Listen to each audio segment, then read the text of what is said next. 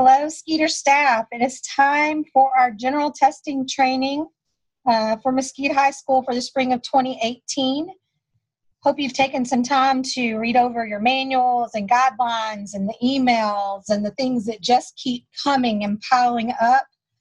I know this is a crazy time of year, but we need to make sure that we cover all the basics before we get too far along into testing. We just need to take care of some business and some basic housekeeping of testing, make sure we've gone over state requirements and how we will implement those. And then we will still have 2 training sessions prior to each testing time.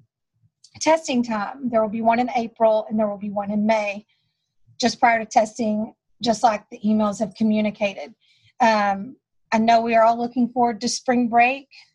Just know that as a staff, every single one of us feels the workload piling on, but this is something we just have to take care of. So please do your best to pay attention, take notes, email questions if you have them, and then make sure you complete the questions in this form and submit. That will be your record of having completed your general training for Mesquite High School.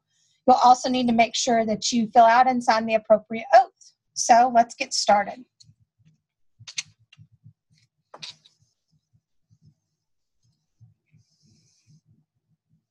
We'll look at a student assessment overview and some new things coming to testing in the coming years. It's policy updates, overall test administration, and test security. A lot of these things overlap. They overlap in a lot of the manuals, but if they take the time of the state to tell us things over and over again, we know they're really important and we need to pay attention. Okay, there is an interim pilot that is coming and it's optional. TEA allows us to participate in some field test questions. It's not accessible for end of course exams this year, but it will be next year. So just kind of giving you a heads up that that could be coming. And while it doesn't impact us this current school year, also want you to be aware that the state continues to push for more online testing. It may very well be something we do as a district in upcoming years. Our students have more and more accessibility to technology and technology in the classroom. So just kind of wanted to give you a heads up about that. And just a reminder, STAR is available online for all students. It does allow us greater accessibility options for those students that receive different accommodations. It says that students are more engaged digital learners. I know that there is an argument with that either way, because we don't just need to blanket figure out how to test a kid, but it could be coming that way. It also allows for faster test results. Just going to say, if you have a student, an individual student that you normally test them online and that has somehow helped with their test anxiety, send me an email with that student's information and I'd be happy to talk with them and see if we need to switch them over for this year. But for the most part, students that test online are students that are receiving some kind of online accommodations, and they're just easier and better for the students to use in that online format. Okay, the pilot, it'll have an optional section. Again, there's one in spring 18. We'll be participating probably in the one for spring 19 if the district subscribes to that. They say it's allowing for higher order thinking. It's creating more engaging content. It is only available for those people testing online, and they're sample items. They aren't necessarily aligned with the TEKs that are being tested in that. But notice to look for the item types. They're going to move to some drag and drops, hot text, multiple selection, and constructed response equations. So that format may look a little different, but again, those are pilot options for the future. All right, test administration. You can always access the state testing calendar. You can use this link. This is what shows up there. It's just kind of an overview. The state does occasionally update these. This one was last updated in September. Tells you when we can expect reports. Notice even the English 1 and 2 tests, we're not set to receive those reports till June 1st, which is the same dates for our other EOC tests. All EOC test scores come back at the same time. All right, manuals were placed in your boxes. If you did not receive one, please email me. This is what that cover looks like. We also have them accessible through this Google folder. If you use that link, it will take you to manuals, other resources that we tend to use during testing. So sample documents that we use, just if you need to get a feel for what it's like in the individual testing room, those things will be somewhat covered here, but they will also be covered in more detail as we get closer to English testing in April. All right, security, policy, and procedures. This covers a lot of ground. And this is found in every manual of every test that the state puts out. Security and material security and secure storage. Test booklets and answer documents have to be placed in secure limited access locked storage when they're not in use. We have to have controls in place to ensure that they're properly stored. Limited access, that's why there's only 3 keys to the testing office. It's a highly secure area, and that's a state requirement. Also, this goes to the fact when you check out your boxes, you can't just take that bucket and leave it in the hallway or somewhere unattended. It needs to be placed in a location that has limited access. So even if you are greeting students in the doorway the morning of testing, make sure that the test books they should not be out on anyone's desk until you're directed to do so in your script within the book of your directions. But you can place them in the TV cabinet, create some space somewhere, kind of an out of sight, out of mind mentality. It needs to be a limited access at all times. Document retention. The state requires that we keep everything for 5 years in secure storage. It can be online in electronic format or paper format. And it includes all of these things. So it's also very important that, we have an accurate depiction of what goes on each and every time we test. Scratch paper, reference materials, graph paper, anything that students use that weren't part of the original tests, we give them scratch paper, blank paper, rough draft paper, and we allow that to be accessible for all kids. That's why when you come to the testing office, there's a bucket that is it's a box that goes for shredding in the district. We have to ensure that that is happening promptly after the test. Contaminated documents. This is new this year. I don't know how many of you are aware. I think we cover it every year because it is somewhat entertaining. If a student were to get sick, throw up, or maybe they cut themselves, they bleed on a document, some emergency happens, nosebleed, whatever it is, and it gets on the test. In the past, we would have to, I'm not kidding, we would have to put that in a baggie and send it to the state. And I'm very thankful in all my years, that's not necessarily an issue we've had to address. We have had to address sick kids in a classroom, but, and it was protect everything at all costs because no one wants to have to do that. Well, the states decided, that probably wasn't the best practice. I don't know if it was how that was received when it came to Austin, but we no longer have to do that. And these are the steps that we still have to account for the material, but they don't really want it back if it is soiled beyond, or it's contaminated. All right, confidentiality. We have to protect the contents of the materials, booklets, online assessments, test tickets, answer documents. We have to stay in compliance. And here are some of the guidelines. It may not contain all of them, but these are some of the specific ones that continued to be addressed each and every year in every manual. Everyone that participates in testing has to undergo training. Again, this is just one training. This is our main training. We're trying to cover as much information as we can so that our Specified trainings before each test are more about exactly what is going to take place for those test administrations. So you have to undergo training and you have to sign an oath. Oaths have to be kept on file for 5 years. There are two types of oath. There's a non-certified oath, which our paras and any non-certified faculty member, staff member will fill out on our campus, any and all. And a professional oath for those that have a teaching certificate. So the certified oaths, we actually put labels on, and those will be placed in boxes of those teachers. If you are having trouble locating yours, just email me. I will be happy to help. But every single staff member will complete an oath that says, hey, I attended training. I'm going to adhere to the guidelines, rules, laws, and abide by them. I'm aware of what they are. I'm going to follow them. This just continues to go on that upon first accessing the secure online administrative features of the system, trained qualified testing personnel will read and accept a statement of confidentiality.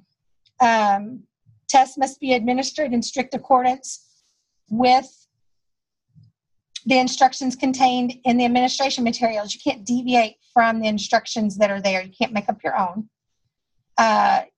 Viewing the content. View, reveal, discuss contents of the book or online assessments before, during, or after. It's not allowed unless you're specifically authorized. Maybe you're in a room that has an oral test administration. Then you would be an authorized personnel, but it's nothing that you're intentionally going to talk about, reveal, or discuss. View. Kids are going to want to talk about it. And you're just going to have to tell them, I'm sorry, I can't be a part of it. We have to have permission from TEA for that to take place. And when you sign your oath, you're agreeing to that.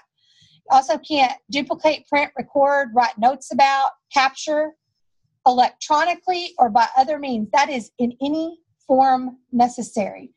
And I just have to reiterate, we have these rules from the state because someone has forced a reason to have a rule. It may seem, common sense, but a lot of times it does. We just don't need to put ourselves in a position where we are compromising our own integrity or the integrity of the test. Only students can respond to test questions, perform calculations, create rough drafts or written responses. Only students.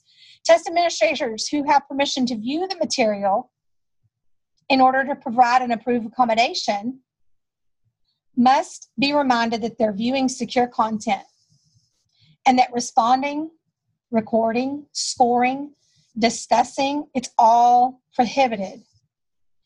And there's an additional section in a test administrator oath, in an oath for certified people, for test administrators, and it says, I have not, will not view, discuss, disclose.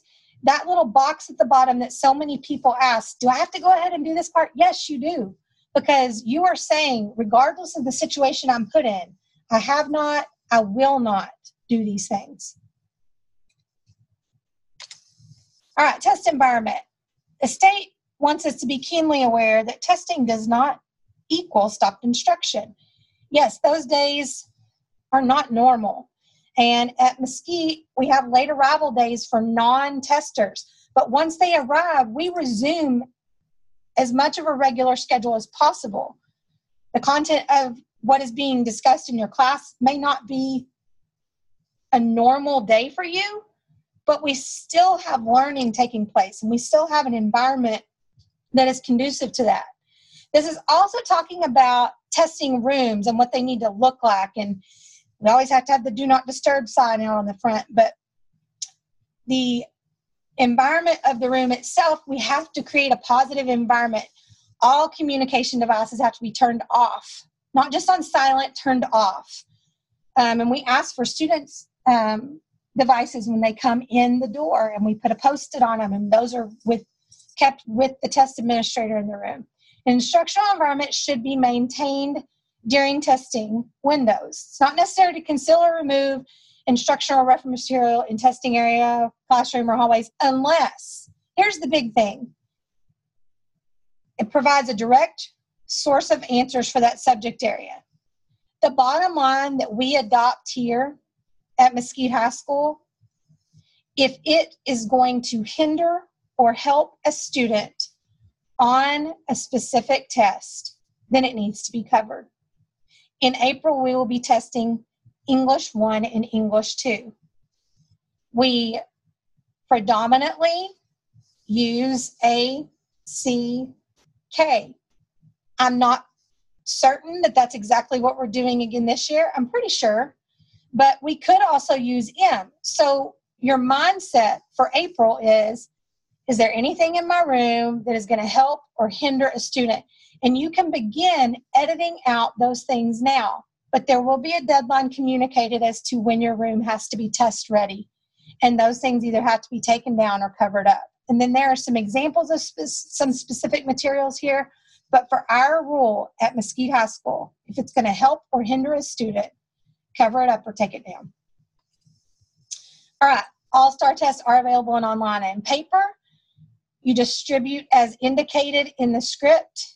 When it says to do it, do it. If you're in an online room or a room with accommodations, you really need to look over the educator guidelines prior to each testing administration.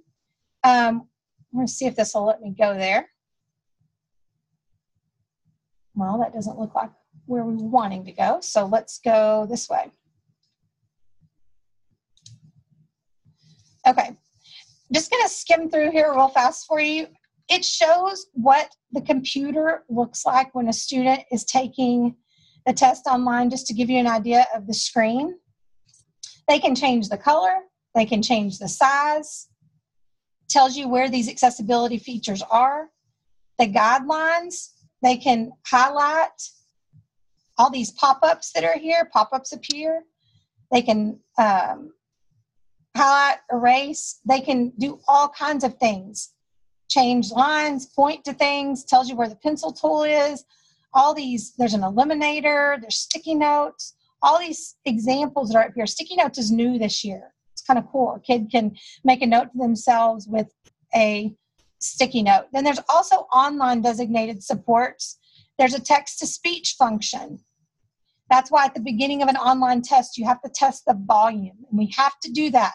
It is a must. It is in the directions. It is critical. And a student has to communicate.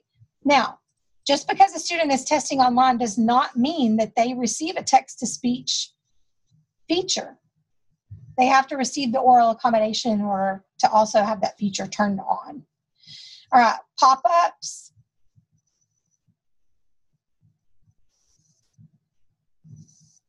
Rollovers. It's just a good practice to make sure, and spelling assistance is something that is embedded in the essay portion or in the composition portion of the English test this year. So just wanted you to be aware of those. And again, you can't just authorize those for a kid. Those are things that are approved by RTI 504, as well as our ARD committee. Okay, seating charts. Seating charts are on the bottom of the room roster, should be accurately reflect location of students. Technology guidelines, again, use of cell phones, personal electronic devices prohibited. When kids arrive, they turn off their device, turn them in. If the phone goes off in the possession of a student, we will have to investigate. Their test could be invalidated and a disciplinary action follow. This district cell phone and electronic use policy is read before reading the official testing script begins, and that's in your checklist. It'll be easy to see. Start, stop times. It's required that they're recorded on the seating chart and the room logs. It helps us establish what is going on in that room, how long a student has to respond, when they began testing, and so forth. Late arrivals. They're allowed as long as the student has the designated time to test. Generally speaking, at Mesquite, 10 a.m. is the cutoff. Time left to test. This, I think, is on like page 10 of your manual. It has to be communicated, but it could be orally or in writing. the amount of time left to test. And it says specifically in 1 hour intervals, and if desired, in shorter intervals the last hour, which I definitely would. Students have to be made aware of how much time is remaining for them to test. And that time to test establishes the time students have to record their answers. Okay? 5 hours for English 1 and English 2, 4 hours for Algebra 1, US, and Biology, unless a student receives an extended time accommodation, and at that point, they have until the end of the school day. Dictionaries provided for all English EOC tests. Other supports should be a designated documented accommodation for an individual student, which we will not, no student's just going to walk in and say, hey, I'm using this dictionary. Same thing with calculators. We will provide their calculator. We will provide their dictionary. We have to know that there isn't some note written in the dictionary or some embedded programming on the calculator, and we're responsible and have to sign off on those things. Headphones are provided for all online testers. If a student feels more comfortable with their own headphones, that's okay, but the only reason they need a headphone is if they're in an online room. Other students have no need to have anything on their person other than their pencils. Breaks. Students are allowed to use the restroom. No formal class break will be taken. Time doesn't stop. And please only allow students to only go one at a time.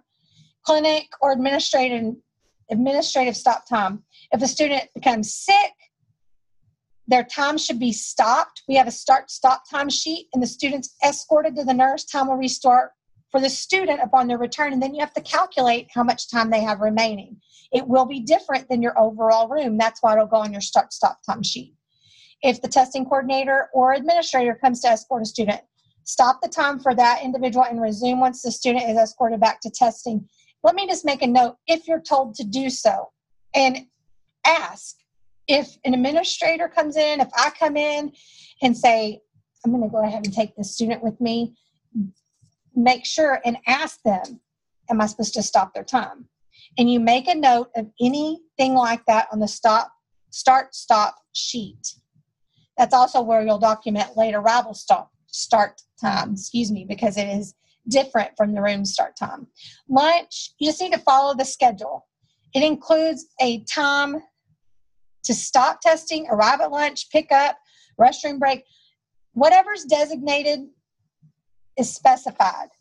And make sure to note the stop time and the time testing resumes on the various places. I know that is the seating chart. There is an overall time sheet that tells us what's going on. It's a room log. So make sure you're noting those in the appropriate places. Okay, once the students finish their test, you have to verify that they are finished. So as long as there's still time testing and they raise their hand, first of all, when students are finished, they don't come to you, you go to them. You're not looking for the content of anything. You're looking to see if there is stuff there. Did they submit an essay? Did they bubble in answer choices? And then in the script, it says, you haven't recorded all your answers, go back and do so. Don't become part of an irregularity. Make sure that they are really ready to submit. Same thing for online testing. You have to make sure that they're ready to submit. And you have to ingrain in the room, in the brains of those little students, that it's not up to them to submit. You guide them through it. So you just basically tell them they can't submit without raising their hand. That calls you over, and you walk them through the process, and we watch that it's accurately submitted. Once that's taken care of, then they can read. This says, then you may allow them to leave. Notice it says summer and fall only. We are not there yet. For April and May, they can read. You have to give them the book. They can't have that at their desk. Nothing can be at their desk. I cannot stress that enough. There has been at least one person every year that someone comes in a panic and they said, I made sure that they didn't have anything on their desk. I was actively monitoring. And then I took his test up and I turned around and there is a book. You cannot allow students to have anything at that desk. Nothing that you don't give them other than a pencil. All their other belongings come at the front of the room. There's one little exception. We don't like to really hit on it too much, but some students may have snacks. They can't have them on their desk either. And the only drink you can have is water. So, but if that's going to be something they choose, they can't do that with their test materials out on their desk. They would have to put their materials to the side and be quiet and use those things. But other than that, nothing else. No books, no paper, no reading material, no cheat sheet. And I know you're laughing, but it's happened. Don't let it be you. Successful practices. Campus coordinators should provide a detailed checklist of all duties and reminders of tasks to be performed. We do that. Follow it. It will help. It takes the guesswork out of testing. Know your manuals, engage and apply your training, know and understand your responsibilities. Actively monitor. Document and report any and all activity that fails to comply with state guidelines. And then you can find additional procedures for maintaining security and confidentiality in those manuals and that security supplement. All right. There are some changes. There are no seals. There are no longer seals on the books. You will not ask a student to break a seal because there won't be one. That heightens my awareness that a student may try to open that book before they are instructed to do so. So we need to really actively monitor from beginning to end of testing. The student, here's the deal. If a student decides to open ahead of time, sometimes they have nervous energy and they do it without thinking. And you just be there to say, hey, close your book. Because we don't want anyone to have an unfair advantage, have added time that wasn't allotted to them. Added references to STAR Alt 2 test. They have image cards. There's added requirement to review any allowed or approved technology to ensure it does not violate test security or confidentiality. That right there is why we have the stance. We give them the calculators. We provide things that they need. We provide the Chromebooks or desktops to test with. So we're not even having to take those necessary precautions because the way we don't have to review things that are already in our possession, and we do make sure everything is ready to go. There's added new security for individuals. They're proctoring Telpass Radar training, which we are already past that part. So there you go. Testing irregularities, there are serious and procedural. They're anything that deviates from the documented testing procedures in place, whether it is in your manual, in an email, in your checklist. If it is what is documented procedure for us, and there is a deviation from it, it's an irregularity.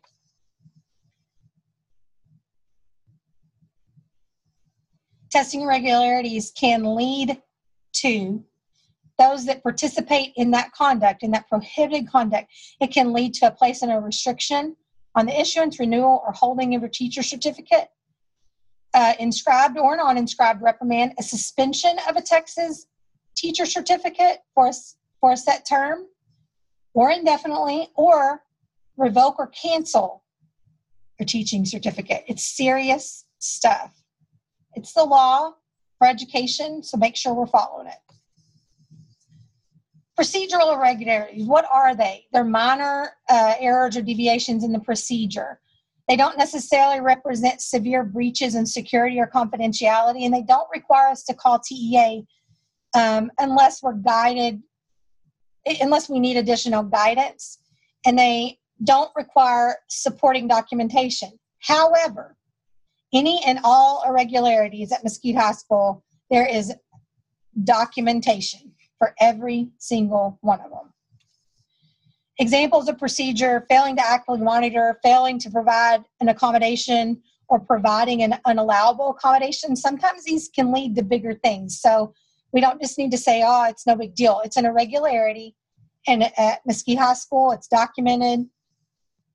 It is investigated, and we move forward. Administering the incorrect test, failing to test an eligible student, failing to provide full-time allotment for a complete test.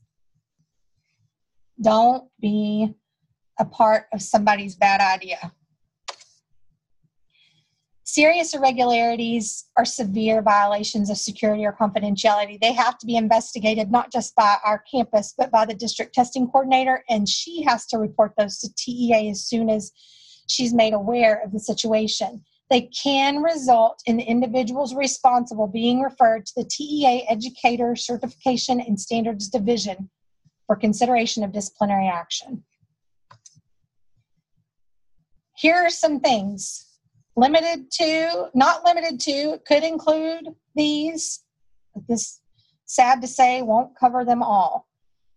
Directly assisting or indirectly assisting with students responding to test questions, tampering with student responses, scoring student tests formally or informally, solving secure test questions, falsifying holistic ratings or Alt-2 student responses, viewing secure content before, during, or after, unless specified by TEA, duplicating, recording, electronically capturing, fraudulently exempting a student. Remember, students must have their document or ticket. It is one more thing. You have to make sure that students verify their information. We have several students with the same exact first and last name and middle initial. So verify their birthday, verify their local student ID number, their social if they know it. Do something so that you know they have the right test booklet and answer document. Both our booklets and our documents have names on them, as well as the test administration tickets, the online tickets for those rooms. Receiving or providing unallowable assistance during calibration activities. Also note that serious testing irregularity, it may include and is not limited to encouraging or assisting an individual to engage in any of these things or failing to report. So if you see it and say nothing, it's just as bad as you doing it. Encouraging or assisting, same thing. You might as well be the one. So make sure that we are doing things to the letter of the law and keeping our integrity intact. Each person participating in the assessment program is responsible for reporting any violation or suspected violation. District coordinators are the only ones that notify TEA. And again, they have to do that as soon as they're aware of a violation that requires them to do so. Reporting requirements differ based on what it is, but all irregularities require submission. And that says of an online incident report, those are the ones that are submitted by the district testing coordinator. Notice our example is down here, Mesquite High School testing incident report. This says training purposes only, but you need to fill it out fully. The date, the time, your name, who was involved. And that's even if there's more than one adult in the room, the student that it involves, whoever it involves, and then tell what happened, who you reported to, their position. Most often that's going to be me or an administrator. And then who's going to handle the investigation. Some of this you fill out the best you can. When it says who handled the investigation, whoever you report to is going to say, okay, I'm going to make sure that this gets in Valerie's hands. And if they say my name, then I'm the one that's going to be doing the investigating. If they say I'm going to look into this, and then I'll let Valerie know, they're the one that's going to do the investigating. And then what can you do to prevent it from happening again? All right, accessibility features and designated supports. These are things that could be accommodations on a test. They'll be noted on an accommodation page, and we just need to be made aware of what they might look like and what's out there. All right, here's some things that are new. We already talked about the sticky notes, and content and language supports now are called, it's one support as opposed to separate supports. That's really the things that impact us out of that slide. Telepath's also added a spelling assistance tool on their online format. Online spelling assistance tool is on our online as an embedded support. The accommodation bubble has changed to DS because those are designated supports. And then there's a new email address, which none of you will have to use. All right, accessibility features that can be found in the coordinator manuals on the accommodations resource page are available to any student who regularly benefits from the use of them. And they don't require, they don't need student paperwork, and they don't have to be documented on the answer document. However, the documentation that's required, it has to go through somebody that can tell us, in an adult, that it's been routinely and effectively used in a classroom. Routinely and effectively used. Okay? We don't need to allow students, and I have to know what it is. I can't provide it for a student without knowing it. We do have a deadline for those things, and it will be, I think it's 2 weeks after spring break. So 504 and ARD and LPAC and even RTI, we meet to discuss student placement and make sure everybody's in the right place. We have to have that well before we meet. So it's a couple of weeks after spring break. Coordinator is responsible for ensuring test administrators understand the implementation of these procedures and the materials. So let's look at some.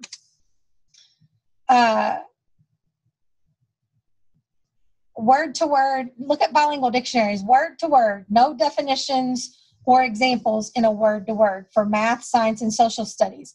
Yes, those can be used by anyone, and we are going to have those in those rooms for math, science, and social studies, but we're only going to have, we'll probably have about 5 per room.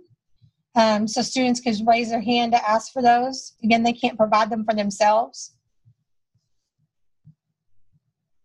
Has to be routinely and proven to be routinely used and proven to be effective in the class.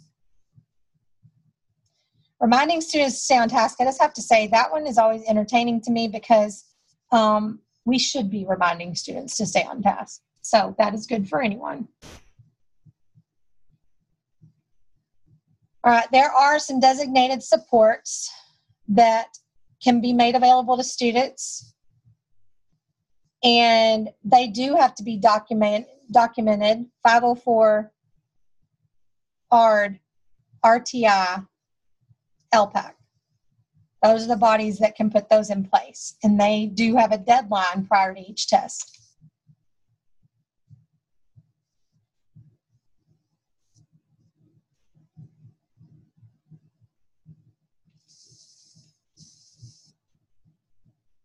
The highlighted designated supports on this page are ones that are seen pretty regularly on our campus. Basic transcribing, that's where an official from the testing office will have to transcribe the student's response. Content and language supports are generally embedded in the online test. Extra time, they get all the way to the end of the day. Individualized structures reminders, they're a little bit different than just your average stay on task reminder. Large print, that goes without saying. Oral signed test administration, we'll talk about those in detail in just a second. Spelling assistant, it's an embedded support. And supplemental aids, those have already been approved for all subject areas. This talks about basic transcribing. The one thing to make note of is if a student has the basic transcribing accommodation and they're allowed for that, they can only change their response within the time limit. So the transcribing doesn't have to take place within the time limit, but the student's actual response does. Content and language supports. Majority of students taking online tests, they test with these. Content supports language and vocabulary, text-to-speech. Majority of kids received all supports. So therefore, content and language are now combined into one embedded support. The documentation if it's still listed as 2, it's not required for us to have an amendment. Okay, that's all that's saying. Oral sign administrations. Online, it's through the embedded supports, through the text-to-speech. Paper. Only question and answer choices may be read. Reading passages are never, ever, ever, ever allowed to be read. Don't do it. Do not do it. It is a major irregularity.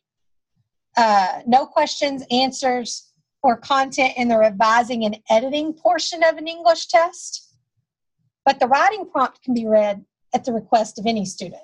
That's not part of the oral signed administration. Any student can request for the writing prompt to be read. But as far as question and answer choices, they have to receive that oral accommodation. It's also important that all the same form number is used in an oral accommodation room, or at least the test administrator is provided a book to read from that is the same form number as the student testing. State guidelines are found here. Just going to access those real quick. They're also in that Google folder that we talked about earlier. We'll revisit this closer to April, but this is why this manual is vitally important. You scroll through here. The first one that we will come to is for reading, and that would be, I think it says page 13. So if we skip down here, notice all the samples, and it tells you how to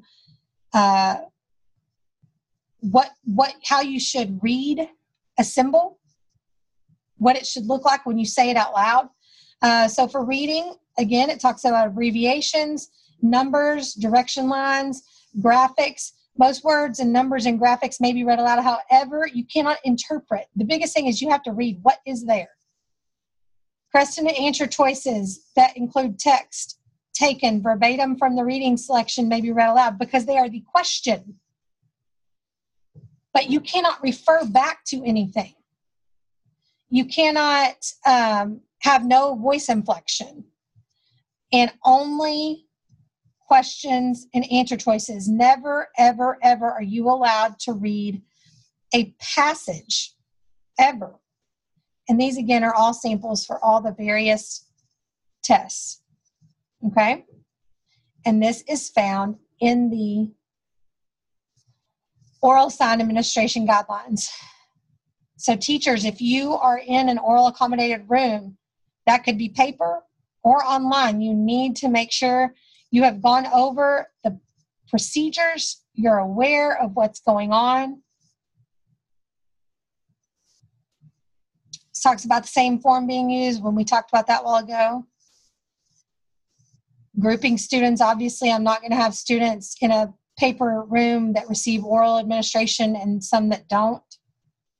Test administrators must not rephrase, clarify, or interpret.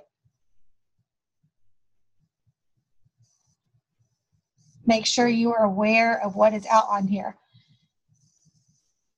Notice it says math, science, social studies. The entire assessment may be read aloud because the entire assessment is question and answer. Reading, including the reading section, only the question and answer choices. Never, ever, ever can the reading selections be read aloud. Reference materials can be read aloud to students eligible for oral administration. Designated supports can be read aloud. You just can't interpret. You can't have voice inflection. And you have to know what a test question is and what it is not. You cannot deviate from the content of the material. You can't interpret it. You have to just see what it is, read it as it is. Okay, we may have to make some accommodations in an emergency situation. We'll look at those on a case-by-case basis, but we already have things in place and know what to do. Every year there's a kid that has broke their arm or have their arm in a sling, did something to their finger or their hand, and it's always on writing day. So we will figure it out. Just don't panic.